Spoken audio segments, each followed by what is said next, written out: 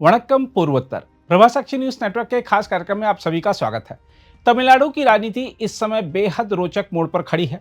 जहां एक और परंपरागत द्रविड़ दलों की मजबूत पकड़ है, वहीं दूसरी ओर नए दल और चेहरे इस समीकरण को बदलने की कोशिशों में जुटे हैं।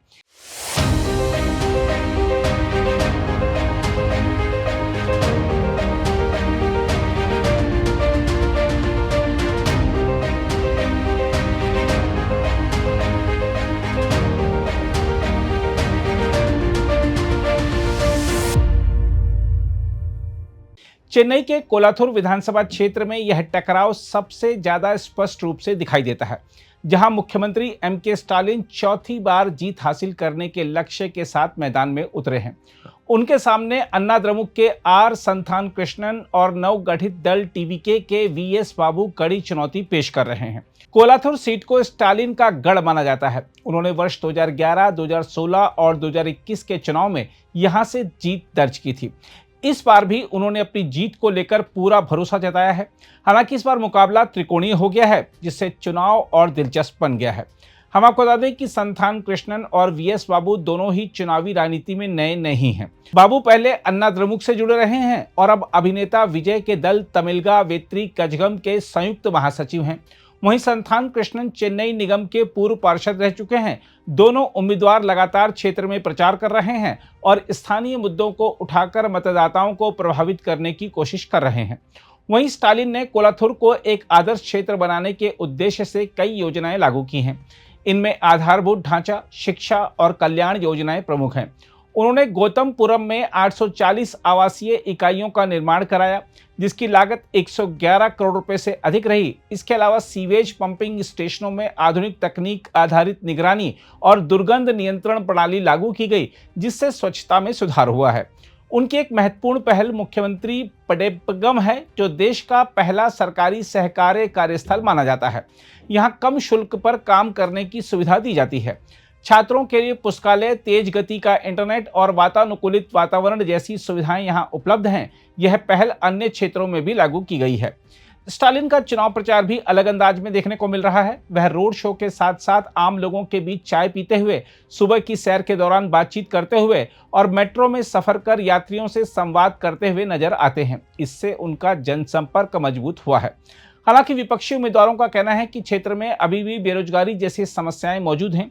वी.एस. बाबू का आरोप है कि कोलाथुर भले ही चर्चित क्षेत्र हो, लेकिन यहां अपेक्षित विकास नहीं हुआ है। हम आपको बता दें कि इस सीट पर कुल 35 उम्मीदवार मैदान में हैं, जिनमें नाम तमिलर कच्ची के सौंदरा पांडियन भी शामिल हैं। लेकिन मुख्य मुकाबला 3 प्रमुख चेहरों के बीच ही माना जा रहा है।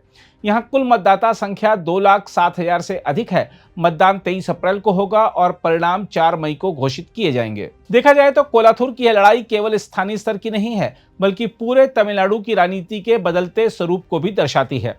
राज्य में चुनावी राजनीति का केंद्र अब वैचारिक बहस से हटकर कल्याण योजनाओं और प्रत्यक्ष लाभ पर भी आ गया है। यदि हम इतिहास पर नजर डालें तो प्रारंभिक चुनाव में आर्थिक नीतियां और सिद्धांत प्रमुख मुद्दे हुआ करते थे, लेकिन 1960 के दशक में चावल की कमी ने राजनीति की दिशा बदल दी। भोजन और जीवन यापन के मुद्दे चुनाव का केंद्र बन गए। इसी दौर में द्रविड़ आंदोलन ने पहचान और भाषा को भी महत्वपूर्ण मुद्दा बनाया। इसके बाद कल्याणकारी योजनाओं का दायरा लगातार बढ़ता गया। मुफ्त चश्मा, मोतियाबिंद ऑपरेशन, सस्ती दरों पर चावल और मध्याह्न भोजन योजना जैसी पहलों ने राज्य में सामाजिक सुरक्षा को मजबूत किया। इन योजनाओं ने जनता में यह धारणा बनाई कि सरकार उनकी रोजमर्रा की जरूरतों की जिम्मेदारी उठाएगी। समय के साथ यह राजनीति उपभोक्तावादी रूप लेने लगी। 2006 में मुफ्त रंगीन टीवी देने का वादा एक बड़ा बदलाव साबित हुआ। इसके बाद मिक्सर, ग्राइंडर, पंखा, साइकिल और अन्य घरेलू उपकरण चुनावी वादों का हिस्सा बन गए। महिलाओं को विशेष रूप से लक्षित योजनाओं ने चुनावी समीकरणों को प्रभावित किया। 2021 के बाद नकद सहायता की प्रवृत्ति और तेज हो गई। महिलाओं को मासिक आर्थिक सहायता और मुफ्त बस यात्रा जैसी योजनाएं शुरू हुई। अब यह मॉडल देश के अन्य राज्यों में भी अपनाया जा रहा है। वर्तमान चुनाव में भी यही प्रवृत्ति साफ नजर आती है। विभिन्न दल मतदाताओं को आकर्षित करने के लिए नए नए वादे कर रहे हैं। किसी ने 8,000 रुपए के घरेलू कूपन का वादा किया है, तो कोई रेफ्रिजरेटर और ईंधन सहायता देने की बात कर रहा है। वहीं टीवीके ने विवाह के समय सोना देने जैसी बड़ी घोषणा की है। इन वादों का आर्थिक प्रभाव भी चर्चा का विषय बना हुआ है। अनुमान है कि विभिन्न दलों की योजनाएं राज्य के खजाने पर भारी बोझ डाल सकती हैं। इससे आने वाले वर्षों में राज्य का कर्ज काफी बढ़ने की आशंका है। इसके बावजूद तमिलनाडु की राजनीति में एक बात स्पष्ट है कि यदि कोई दल मतदाताओं के जीवन में ठोस बदलाव लाने का वादा नहीं करता तो उसके लिए चुनावी दौड़ में बने रहना कठिन हो जाता है। बहरहाल, यह चुनाव केवल जीत हार का नहीं बल्कि इस बात का भी संकेत होगा कि तमिलनाडु की राजनीति किस दिशा में आगे बढ़ेगी। देखना होगा कि तमिलनाडु की राजनीति क्या कल्याणकारी योजनाओं के विस्तार पर केंद्रित रहेगी या नए मुद्दे उभरेंगे।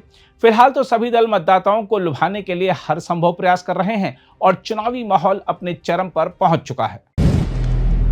अगर आप भी लेना चाहते हैं देश दुनिया की तमाम जानकारी तो आज ही सब्सक्राइब करें हमारे चैनल को। साथ ही नीचे दिए बेल आइकन को जरूर दबाएं ताकि हर अपडेट आप तक पहुंच सके।